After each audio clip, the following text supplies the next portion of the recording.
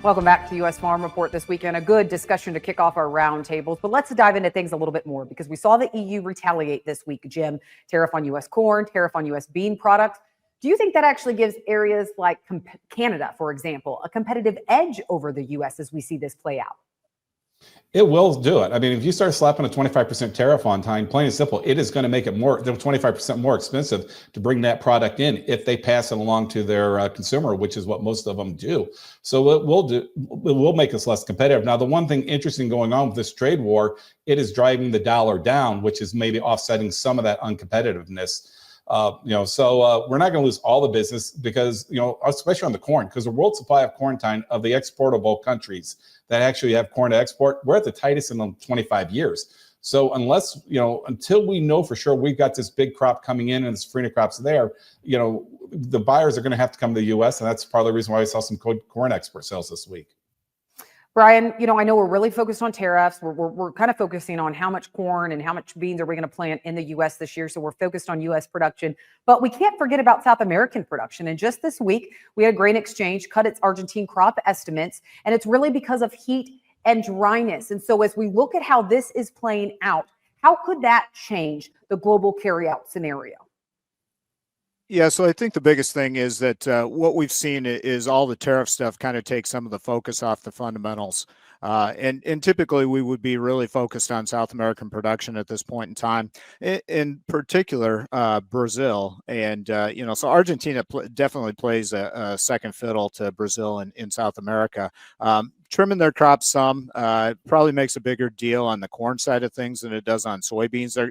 South America is going to have record soybean production this year. On the corn side, not even certain at the moment that corn production will be up from a year ago. And in fact, it may be down from last year's levels. And so I think there's big risk there. When you look at Brazil, the Safrinha corn crop, which is about 3/4 of their total production, is the one that has the question marks. And so there are some question marks in South America. They would probably be garnering more headlines if it wasn't for the tariff situation.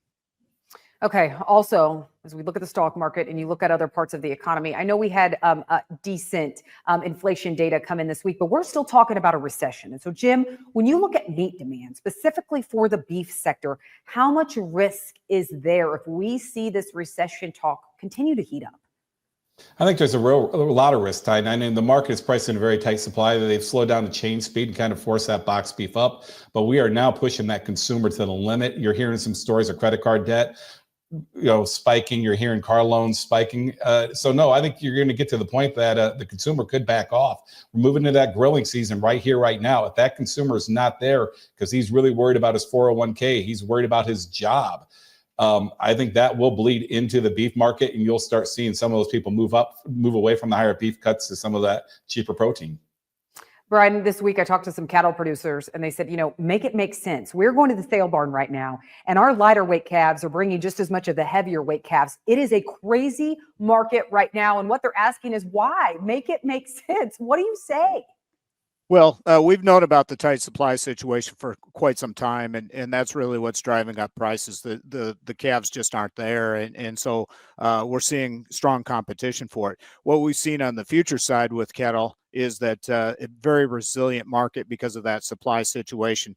Jim touched on the demand side of things, and I think that that's important because if you look back to 2024, what really gave us price support, aside from the bullish supply side, is that the demand was there. Now we're starting to see those consumer prices creep up. And so that's the big question mark, I think, as we move through the rest of this year is, does the demand contribute enough to keep the market supported? And if it does, then it's a bullish scenario, definitely bullish because of the supply side. If it doesn't, then you'll see your prices pull back. And historically, when you make record highs in the cattle market, the pullback is pretty quick and severe. Jim, real quick, as we continue to see this market just trade headlines and trade and tariffs, they really are driving things right now. What is your advice for farmers to navigate this turbulence? I think your goal plan right now, Ty, is to plan ahead. I mean, the market is very volatile. We're getting a lot of moves in the night market. Figure out your break evens, get your orders working either with your broker or your cash market, because there will be opportunity in this volatile times. But I'm also going to tell you to buckle up. I don't think we're at the end of this turbulent times. I think we're only at the beginning, unfortunately. Brian, what's your advice?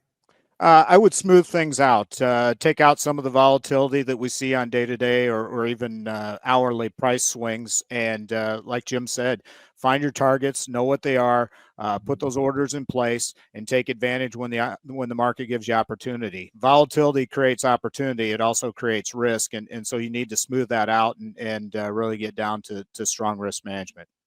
Yep. And as Jim said, buckle up. All right, Jim, Brian, thank you so much for joining us this weekend. We really appreciate it. We need to take a quick break, and then we're checking in with Machine and Repeat for Tractor Tales.